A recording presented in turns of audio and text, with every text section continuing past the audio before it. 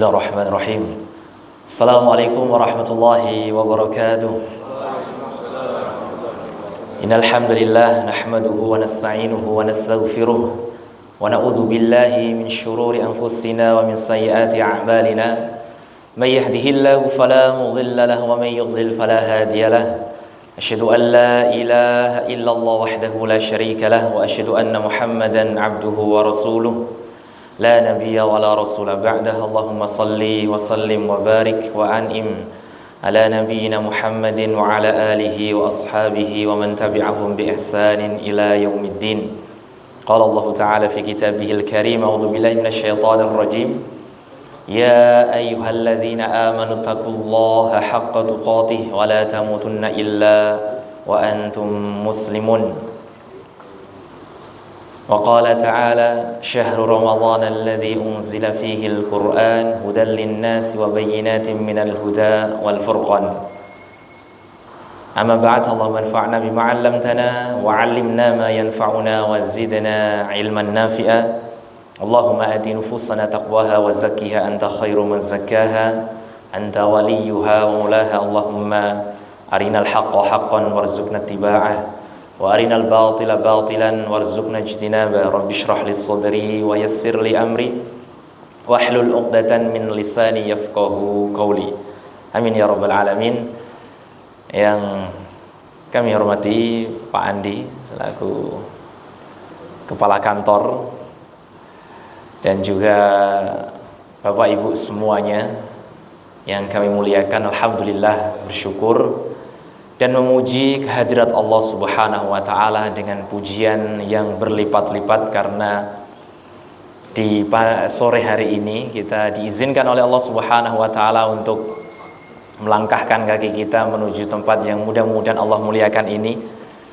Karena tempat ini kita jadikan sebagai, di sore hari ini kita jadikan sebagai majlisul ilmi, majlis ilmu yang sabda Nabi sallallahu alaihi wasallam menyampaikan, man salaka tariqan yaltamisu fihi ilman sahalallahu lahu bihi tariqan ilal jannah.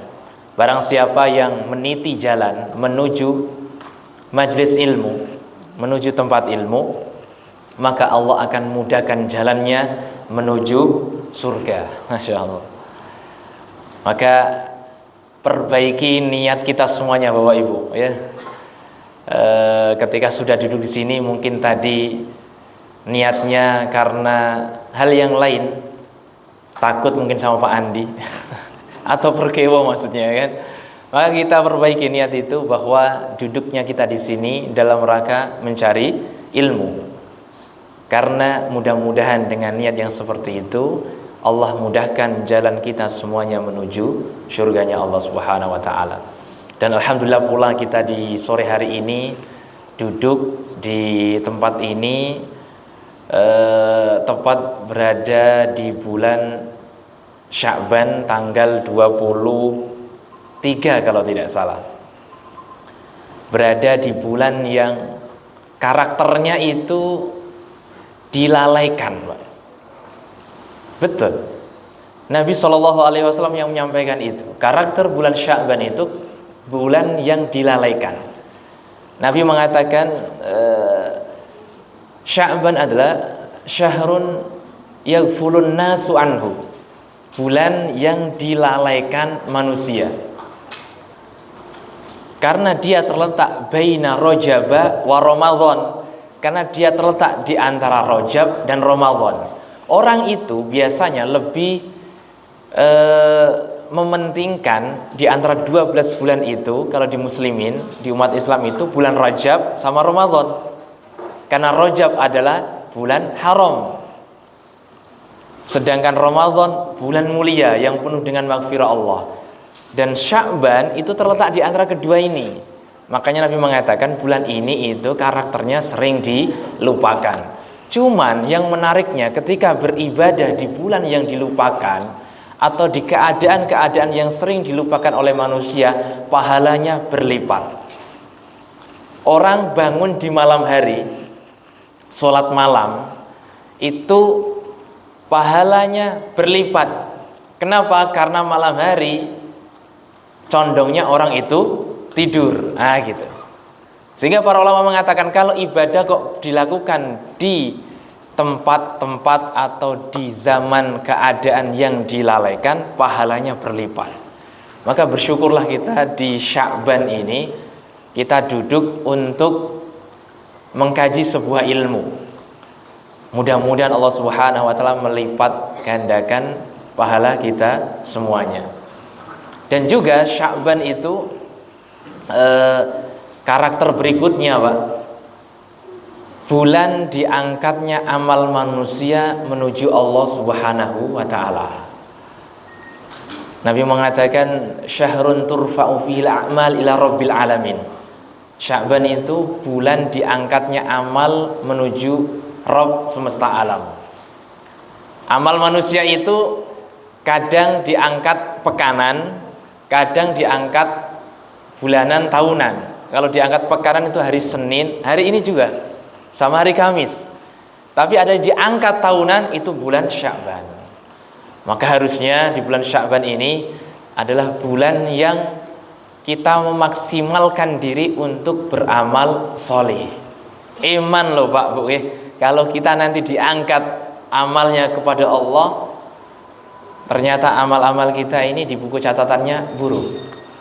Tapi mudah-mudahan sore hari ini bertepatan hari Senin pula, di bulan Sya'ban pula, kita duduk di majelis ilmu, mudah-mudahan menjadi kabar baik untuk kita semuanya besok di hadapan Allah.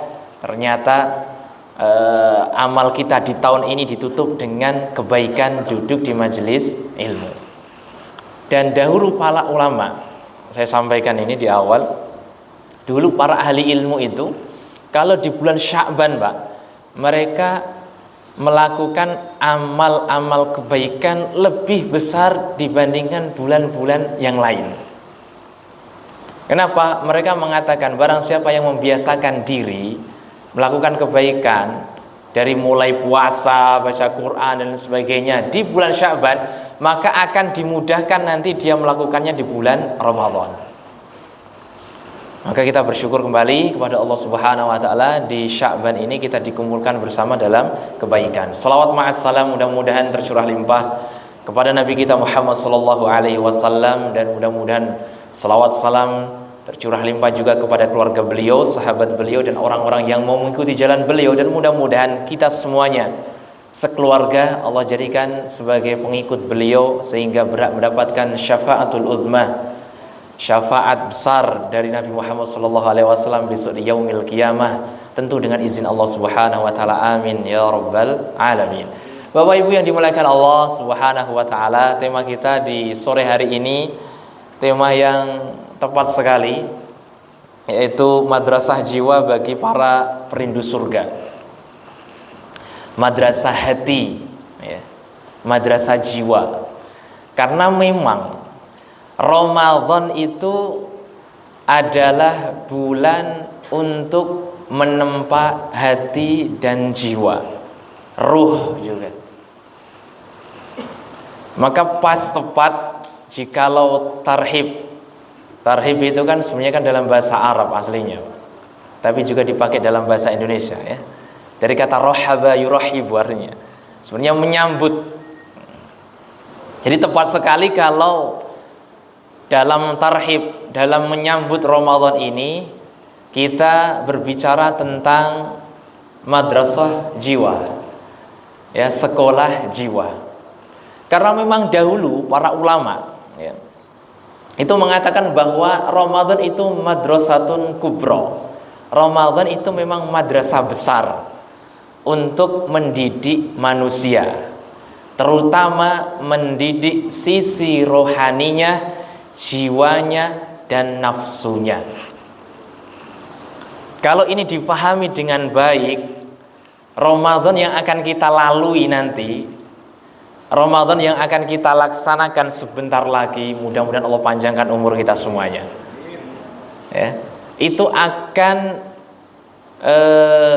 memiliki dampak yang sangat baik sekali. Dan bahkan kita bisa melewati Ramadan selama 1 bulan ke depan itu dengan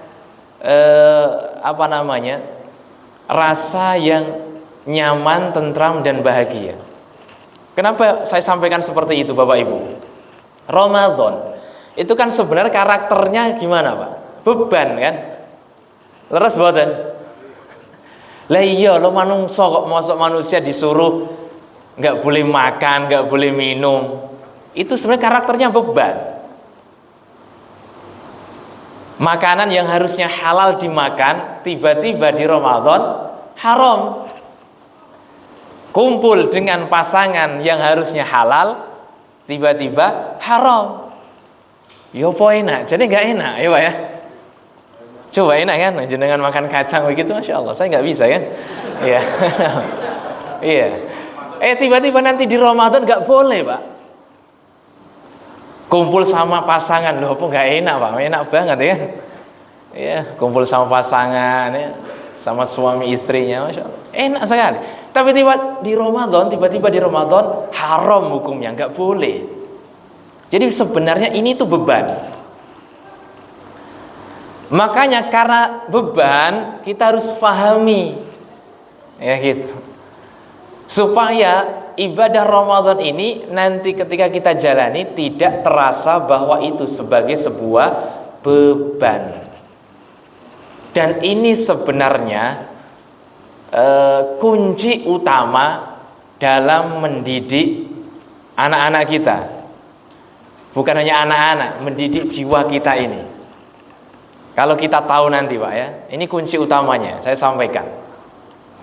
Kunci utamanya itu apa? Kunci utamanya sebenarnya kita harus kembali kepada firman Allah Subhanahu wa taala. Ketika mewajibkan puasa, kita harus pahami di awal ini Pak Bu. Karena kebanyakan orang itu pasti kalau tidak memahami di awal, sehingga tadi kan Pak Andi juga nyampaikan apa sih tujuan kita mengadakan semuanya ini, karena harus difahami di awal. Kalau sesuatu difahami di awal, maka di perjalanannya atau bahkan di akhirnya berakhir dengan baik. Kita perhatikan dulu awalan tentang kewajiban Ramadan yang difirmankan oleh Allah Subhanahu wa taala kepada kita. Ini akan jadi kuncinya. Kuncinya menyampaikan syariat ini mudah dinikmati, bahkan yang sebenarnya beban tidak menjadi beban. Allah Subhanahu wa taala berfirman, perhatikan. A'udzubillahi minasyaitonirrajim. Bismillahirrahmanirrahim. Ya ayyuhalladzina amanu kutiba alaikumus shiyam kama kutiba alal ladzina min qablikum la'allakum tattaqun. Surah Al-Baqarah ya, ayat 183. Ini ayat sering disampaikan kepada kita. Cuman jarang mungkin kita mentadabburinya. Mungkin hafal terjemahannya, oh ya. Tapi terjemahan itu sebenarnya memang kadang tidak bisa mewakili secara utuh makna ayat itu. Allah Subhanahu wa taala berfirman di awal ayat ini, ya ayyuhalladzina amanu. Hai orang-orang yang beriman. Ini sebenarnya kunci utamanya, Pak. Kunci utama supaya beban yang berat tadi itu ya mudah. Karena memang manusia mosok disuruh membawa beban nggak mau lah Pak, ya kan? Orang itu kan nggak mau jadi bawa beban. Ini misal kayak meja ini kan beban. Mau saya pikul gitu nggak mau sebenarnya. Begitulah karakter sebenarnya syariat itu ya beban. Namun karena ini beban, Allah ingin meringankan itu. Dipanggil dengan apa? Ya ayyuhalladzina amanu. Hai orang-orang yang beriman. Yang dipanggil bukan fisik kita, yang dipanggil bukan akal kita, yang dipanggil itu jiwa ruh kita, iman kita. Hai orang-orang yang beriman. Dan jenengan tahu tidak kapan Ramadan ini disyariatkan oleh Allah? Ramadan itu disyariatkan setelah 2 tahun hijrahnya Nabi Muhammad SAW ke Madinah. Artinya apa? Artinya para sahabat atau para muslimin, muslimat, soimin, soimat di zaman Nabi itu memang sudah benar-benar kuat imannya. Karena harus ditempa dulu 13 tahun di Makkah, lalu ke Madinah 2 tahun, berarti 13 ditambah 2 tahun berapa? 15 tahun. Ditempa keimanan mereka, barulah dikasih beban berupa puasa Ramadan. Itu. Sehingga sahabat kuat. Kalau beban syariat ini disampaikan di awal periode Mekah, lah nggak ada yang mau, Pak. Itu kata Bunda Aisyah radhiyallahu taala anha. Bunda Aisyah yang mengatakan, surat-surat yang pertama kali diturunkan kepada kami itu Al-Mufassal. Beliau mengatakan begitu. Mufassal itu surat-surat pendek, juz 30 itu, Pak. Yang semuanya berbicara apa, Pak? Iman, surga, neraka, dan sebagainya. Nggak ada berbicara syariat beban, nggak ada. Nggak ada berbicara puasa, nggak ada berbicara haji, nggak ada berbicara apa, Pak? Zakat. Bicaranya tentang apa? Surga, neraka, terus begitu. Karena memang Allah ingin menempa iman dulu. Begitu juga kepada kita semuanya ini, Pak. Kalau di awal kita pahami, oh, ternyata yang dipanggil oleh Allah itu jiwa keimanan kita. Maka yang menyambut itu juga jiwa. Maka tepat sekali kalau memang pembahasan kita itu madrasah jiwa. Karena memang kita harus mendidik jiwa kita terlebih dahulu. Kalau Nabi mendidiknya 15 tahun. 15 tahun itu, Pak, kalau di zaman Nabi itu usia anak balik.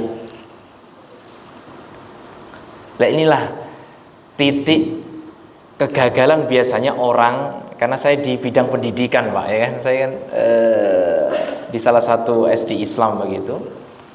Saya menyoroti seringnya kegagalan dalam mendidik anak itu karena di awal itu beban yang diberikan, tidak iman dulu yang dihidupkan.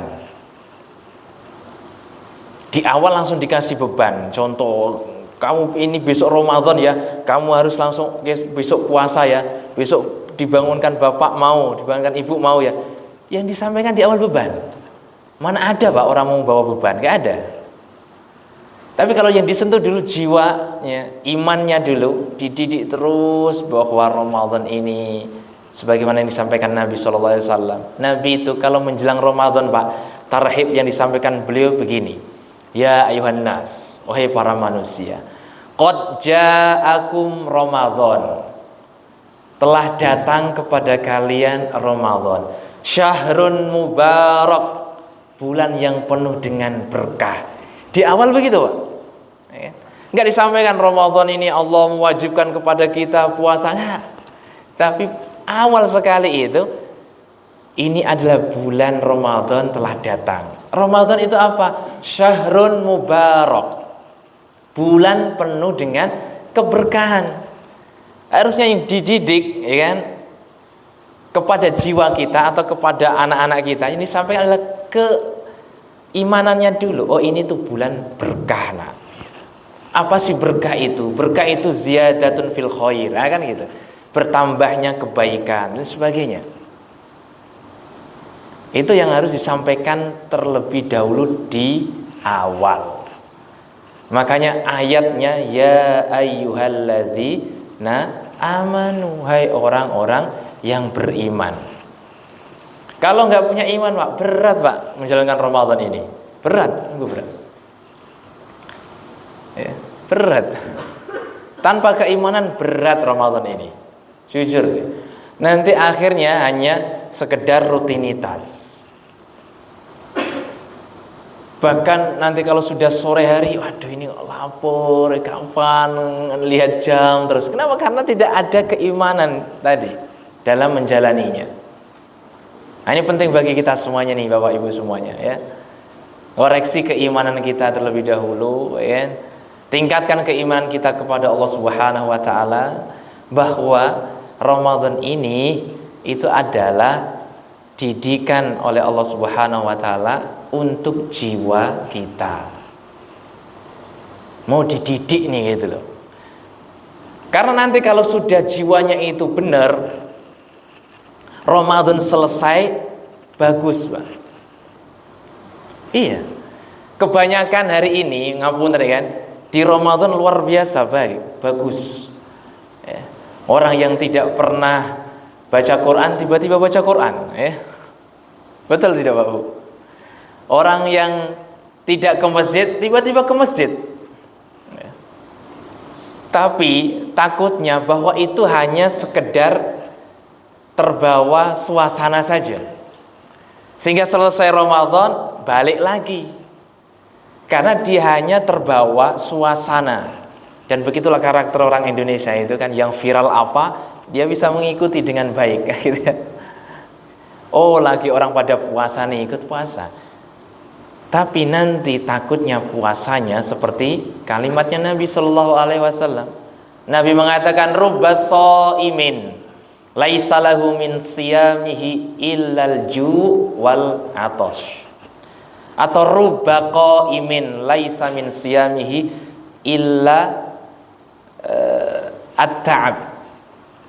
Betapa banyak orang yang berpuasa di bulan Ramadan, tapi dia tidak mendapatkan puasanya kecuali hanya lapar dan dahaga. Memang dia tidak makan, tidak minum, tapi tidak membekas dalam jiwanya.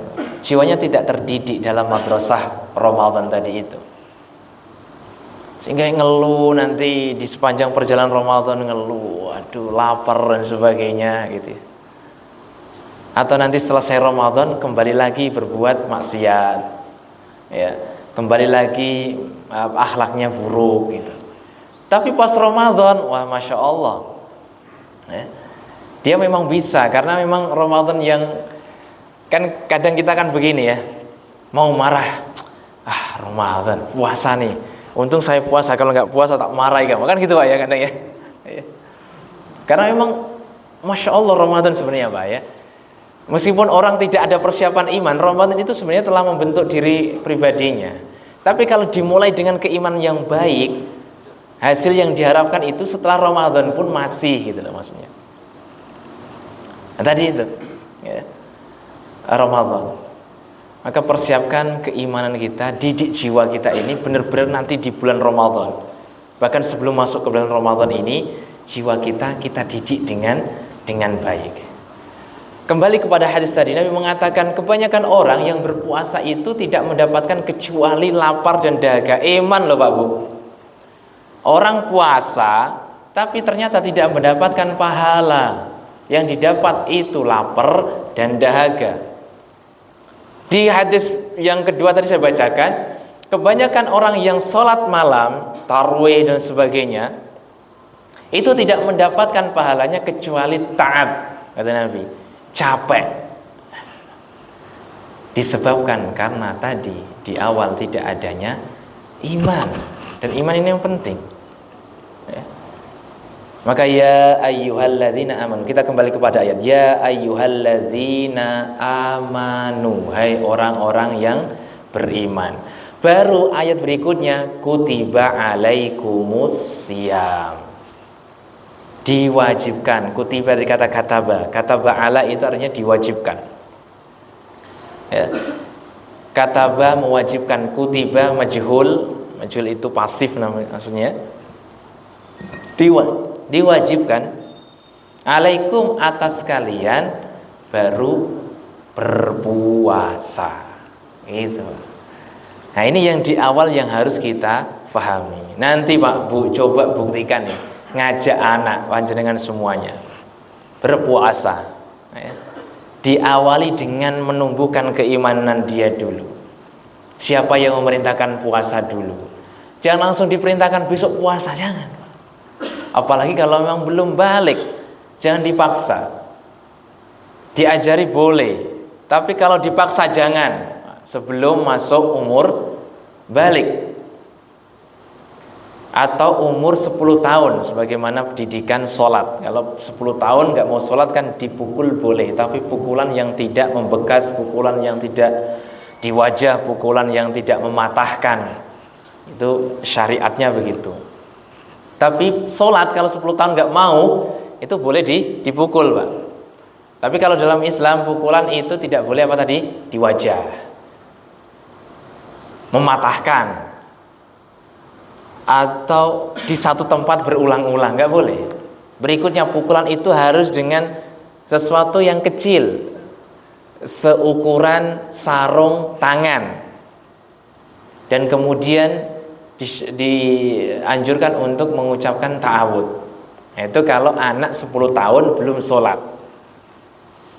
Dan para ulama mengatakan untuk masalah ibadah-ibadah yang lain dikiaskan, dianalogikan dengan sholat, sehingga boleh memukul anak kalau umur 10 tahun tidak mau berpuasa. Tapi tadi pukulannya, coba kalau bapak ibu ya, biasanya anaknya kalau dipukul seperti apa. Apalagi hal yang lain nggak boleh, Pak.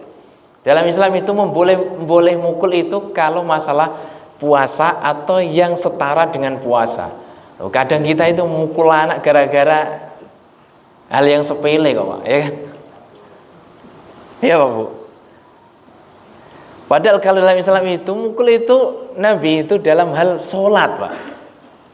Sholat itu kan hal yang paling wajib. Nggak mau baru dipukul. Hal yang lain tidak ada perintahnya itu, ya. Tapi kalau orang hari ini kan pokoknya anak nakal apa ya, pokoknya main pukul aja, ya. Nggak boleh, Pak. Dalam pendidikan nggak boleh. Tapi kembali lagi tadi,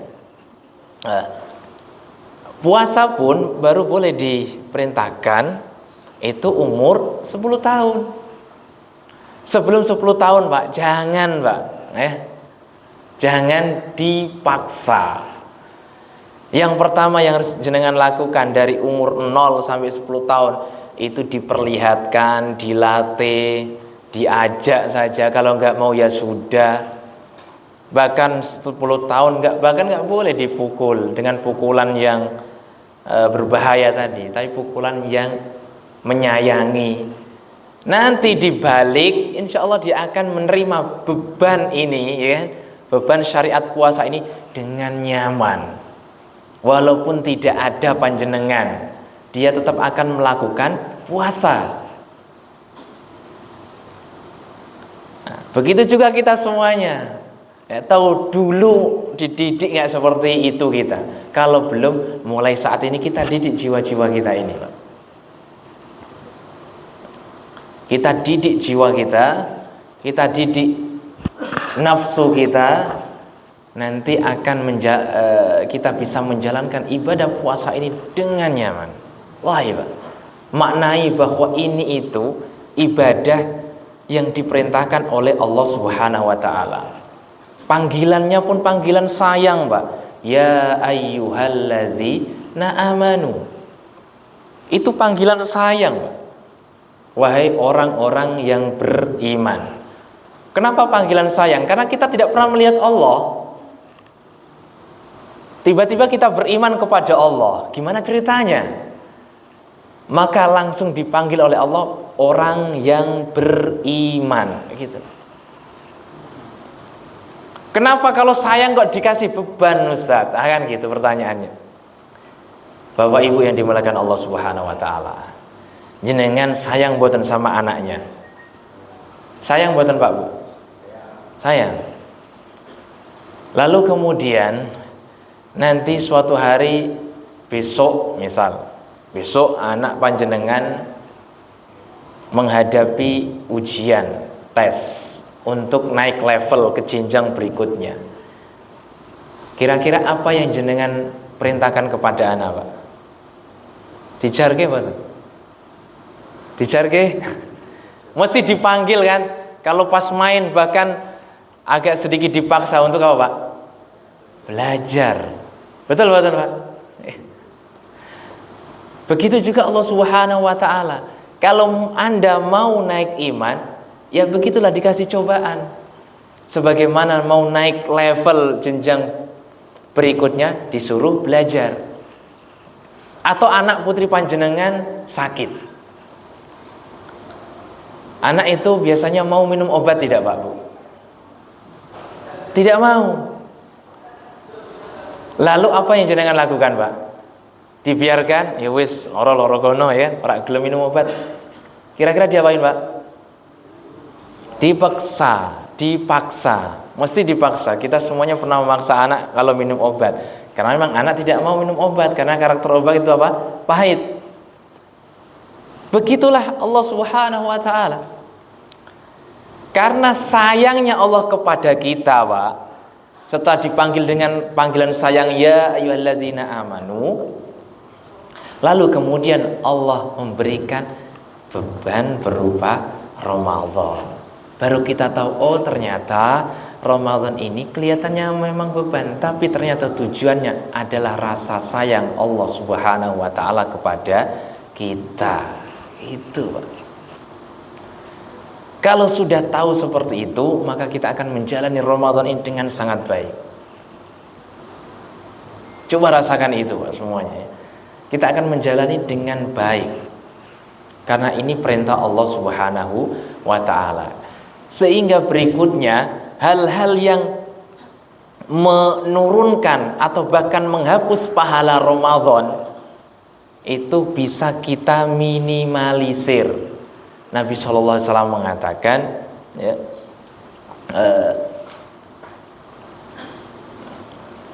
man lam yada qaulaz zur wal amal bilih, ya, barang siapa yang tidak meninggalkan perkataan dusta bahkan dia melakukannya, maka tidak ada puasa bagi dirinya. Akhirnya kita berpuasanya Pak meningkat nih. Oh, karena panggilan iman tadi, berikutnya akhirnya hal-hal yang tidak membatalkan puasa sebenarnya Pak, tapi akan mengurangi pahala kita akan tinggalkan itu. Apa yang disampaikan Nabi tadi? Ketidakjujuran. Dia akan bisa melakukan itu karena jiwanya sudah terlatih. Jujur itu sebenarnya dari mana Pak? Dari jiwa. Jiwanya terlatih mulai dari ketidakjujuran, mulai menjadi orang yang jujur. Bahkan dari level itu Pak, subhanallah, itu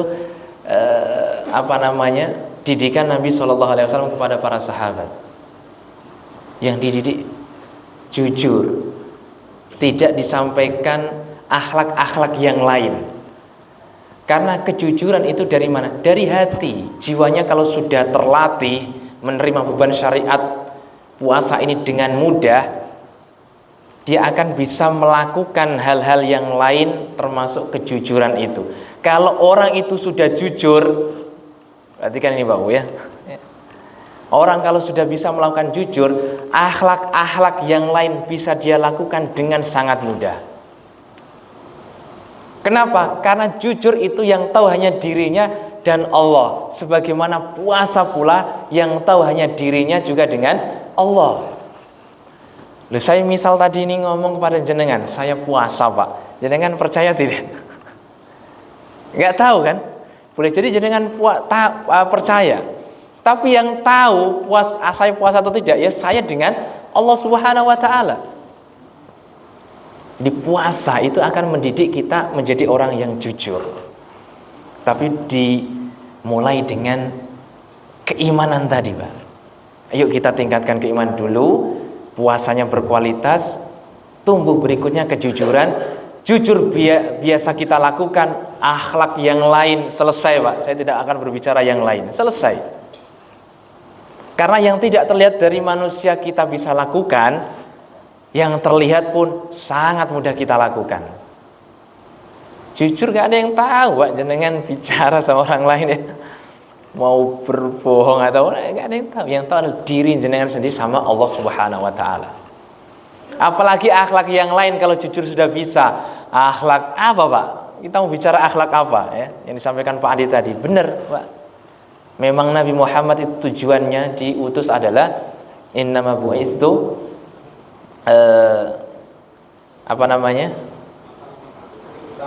liutammima makarimal akhlak. Saya diutus itu untuk menyempurnakan akhlak. Kalau puasa bisa kita lakukan dengan sangat baik, maka jujur, akhlak-akhlak yang lain dalam bekerja, berangkat misal tepat waktu dan sebagainya, walaupun tidak ada CCTV dan sebagainya, kita bisa lakukan itu. Tapi hari ini kan ngapunten ya Pak, Bapak Ibu sekalian, apa-apa kan harus akhirnya diukurnya dengan apa Pak? Alat, ya kan? Alat itu bisa mati Pak. Kalau yang jadi ukuran itu alat, manusia akhirnya jadi seperti robot. Robot itu bisa melakukan perintah, bisa tidak melakukan larangan, tinggal di on off, kan gitu Pak ya. Jadi kalau anak-anak kita atau kita ini, kalau hidupnya itu dalam melakukan beban syariat itu hanya perintah larangan saja, nah itu seperti robot, ngapunten ya. Apa yang membedakan manusia dengan robot Pak? Jiwa, hati. Nah, itu yang bisa membedakan. Ada CCTV baru melakukan kebaikan, ini ngapunten, ini karakter robot ya, karena ada alat di situ. Kalau nggak ada alat, wah dia bisa melakukan semaunya. Dia lupa ya kan keimanan tadi kepada Allah Subhanahu wa taala. Ada yang melihat loh ya gitu. Jadi itu kunci utamanya Pak ya. Kunci utamanya kita bisa melakukan ibadah semuanya yang asalnya beban menjadi nikmat. Tadi yang sampaikan. Iman itu Pak. Ngaten ya. Maka kita perbaiki sekali lagi keimanan kita sebelum masuk Ramadan. 7 hari lagi Pak. Meskipun kita tidak tahu ya, apakah umur kita sampai kepada Ramadan atau tidak. Karenanya kita selalu berdoa sebagaimana doanya para ulama dahulu. Mereka selalu berdoa begini doanya, Allahumma salimni li Ramadan wa salim li Ramadana. Hafal buatan?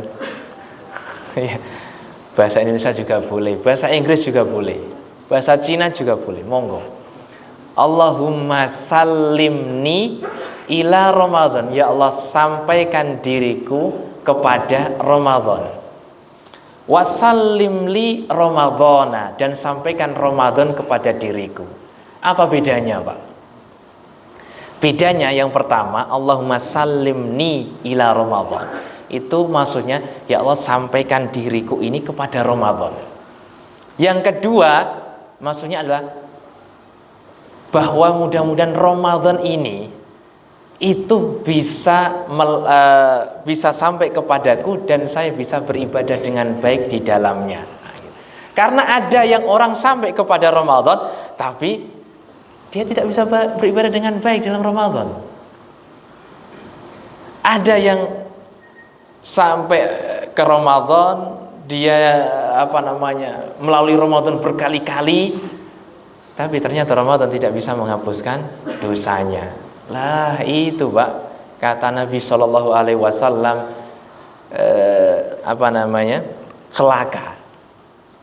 celaka. Jadi Nabi itu ceritanya pernah naik, ini sampai jam berapa nggih? Saya kalau sudah pegang mic ini agak lama. Waduh, sudah 4:30 nggih, ngapunten ya. Jadi singkatnya Nabi itu pernah mengucapkan amin waktu naik mimbar. Lalu sahabat bertanya, "Ya Rasulullah, kenapa jenengan mengucapkan amin?" Tadi Jibril berdoa. Doanya adalah celaka orang yang mendapati Ramadan tapi Ramadan berlalu dosanya tidak terampuni. Maka saya mengucapkan amin. Yang berdoa Jibril, yang mengaminkan Nabi. Makanya kita harus berdoa tadi, ya Allah sampaikan saya kepada Ramadan dan sampaikan Ramadan kepada saya. Kita umurnya sampai kepada Ramadan, tapi juga kita bisa beribadah di dalam bulan Ramadan dengan baik. Demikian yang bisa saya sampaikan. Mudah-mudahan Ramadan ke depan kita, yang ada di depan kita nanti ini bisa menjadi madrasah untuk jiwa-jiwa kita, mendidik keimanan kita, sehingga itu nanti akan menaikkan kualitas diri kita.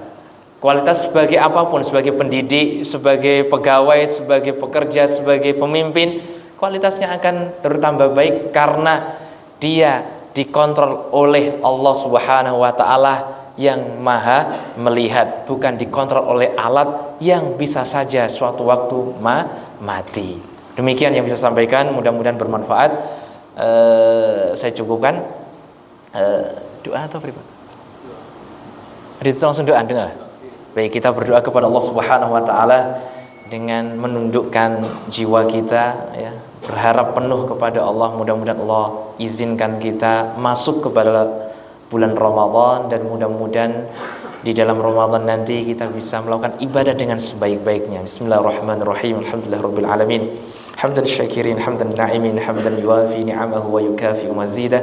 Ya Rabbana lakal hamdu kama yanbaghi li jalali wajhikal karim wa 'azimi sultanik. Allahumma salli wa sallim ala nabiyyina Muhammadin wa ala alihi wa ashabihi wa man tabi'ahum bi ihsan ila yaumiddin. Allahumma ighfir lana dhunubana wa liwalidina warhamhum kama rabbawna shighara wa liman lahu huququn 'alaina wa li jami'il muslimina wal muslimat wal mu'minina wal mu'minat al-ahya'i minhum wal amwat innaka sami'un qaribun mujibud da'awat wa ya qadhiyal hajat.